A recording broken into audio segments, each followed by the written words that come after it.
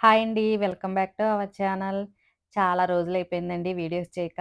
పండగకి అమ్మ వాళ్ళ ఊరెళ్ళాం గదా! ఇంకా 1 వీక్ ఉండొచ్చాము. పండగైతే బాగా చేసుకున్నాము. అక్కడ వీడియోసే మీకు పోస్ట్ చేశా గదా! ఇంక ఈ 10 డేస్ అయితే హెల్తీ ఫుడ్ చాలా మిస్ అయ్యాము. వచ్చిన తర్వాత మాత్రం కంటిన్యూ చేస్తున్నా. 2, 3 షార్ట్స్ కూడా పోస్ట్ చేశాను. ఇంకా నా డైలీ రొటీన్ అయితే ఎర్లీ మార్నింగ్ వెజిటబుల్స్ అన్నీ కట్ చేశాను. మొన్న మార్కెట్‌కి వెళ్ళొచ్చానండి.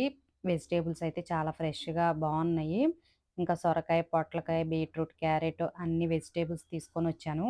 ఎక్కువ వాడేది అవే గదా! జ్యూస్ కోసం. ఇంక ఈరోజైతే పొట్లకాయ జ్యూస్ అయితే ప్రిపేర్ చేశాను. చాలామంది పొట్లకాయ, సొరకాయ జ్యూస్ అంటే నచ్చదు. కానీ ఇప్పుడు తాగే వాళ్ళకైతే నచ్చుతుందండి. చాలా బావుండిద్ది టేస్టు.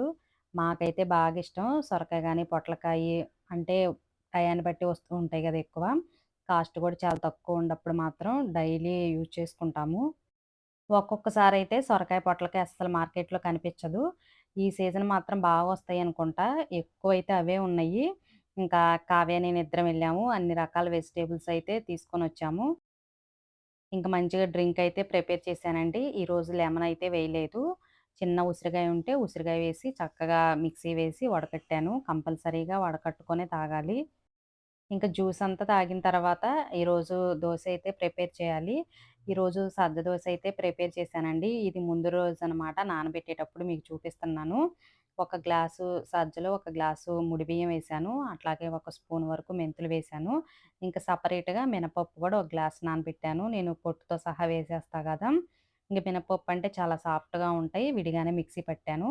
తర్వాత సజ్జలు గూడా పట్టేసి మొత్తం కలిపి పక్కన బెట్టాను. అయినా గూడా చూసారా పొంగి చాలా చక్కగా ఉంది పిండి. సజ్జ దోస కూడా చాలా బావుండిద్దండి రుచి. ఇలా ఉంటే చక్కగా ఇడ్లీ గూడా ప్రిపేర్ చేసుకోవచ్చండి. గుంత పొంగనాలు గూడా వేసుకోవచ్చు. ఎగ్ దోస, నార్మల్ దోస ఎలాగైనా ఉపయోగపడిద్ది ఈ పిండి. ఈరోజైతే నేను ఎగ్ దోస కూడా చేశాను. ఇంకా పిండిలో మాత్రం కొంచెం ఆనియన్స్, అల్లం, జీలకర్ర, పచ్చిమిర్చి అయితే వేసి కలిపాను.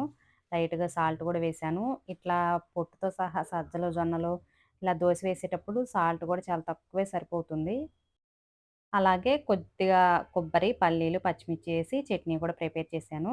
ఇంకా కొబ్బరి వేశానంటే ఎక్కువ పుట్నాలతో చేస్తాను. ఈరోజు పుట్నాలయితే లేవు. పల్లీలతోనే చట్నీ ప్రిపేర్ చేశాను. రేపటి వీడియోలో అయితే మీకు స్ప్రౌట్స్ అయితే వస్తాయండి. బాక్స్‌లో ఉన్నాయన్నమాట. ఈరోజైతే ఇంకా రాలేదు. మనకి స్ప్రౌట్స్ కావాలంటే 2, 3 రోజులు ప్రాసెస్ అయితే ఉండిద్ది కదా! ఒక రోజంతా నానబెట్టాలి. ఒక రోజంతా బాక్స్‌లో ఉంచాలి. తెల్లారి తినాలి.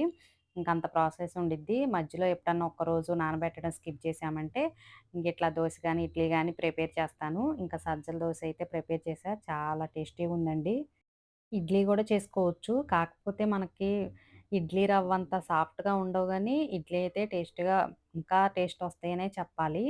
వైట్ రవ్వ స్కిప్ చేయాలనుకున్న వాళ్ళైతే ఇట్లా ఒకరోజు రాగులు, జొన్నలు అలా పట్టేసుకొని ఉంచేసుకుంటే మనకి దోసకి, ఇడ్లీకి దెబ్బ రొట్టె అంటాం గదా! కొద్దిగా తిక్కుగా వేసుకోవచ్చు. దేనికైనా గూడా ఉపయోగపడిద్ది. స్టోర్ గూడా చేసుకోవచ్చండి ఫ్రిడ్జ్‌లో. ఇంకా ఈ పిండిలో నేనైతే అటుకులు గూడా వేయలేదు. ఒక్కొక్కసారి అటుకులుంటే అటుకులు గూడా వేస్తాను. మిక్సీ వేసేటప్పుడు ఒక పావుగంట ముందు నానబెట్టేసి వేస్తాననమాట. ఈరోజు ఇంకా మీరు చూసారు గదా! సజ్జలు, కొంచెం ముడి బియ్యం, మెంతులు వేసి నానబెట్టాను.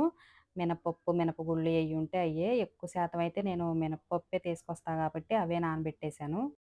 ఇంక ప్రదీప్‌కైతే ఎగ్ దోస చాలా ఇష్టం. ఎగ్ దోస అయితే వేశాను. లైట్‌గా మసాలా కారం జల్లాననమాట. మాకు కూడా బాగిష్టం. మా బ్రేక్‌ఫాస్ట్ అయితే అయిపోయింది. ఇంకా ఇదైతే మధ్యాహ్నం లంచ్‌కండి. ఇది మల్టీగ్రెయిన్ పిండనమాట. మీకు చాలా వీడియోస్‌లో చూపిచ్చా గదా! మల్టీగ్రెయిన్ పిండి. దాంట్లో కొంచెం బీట్రూట్ జ్యూస్ వేసి కలిపాను. ఇంకా కొద్దిగా కూడా వాటర్ యూజ్ చేయలేదు.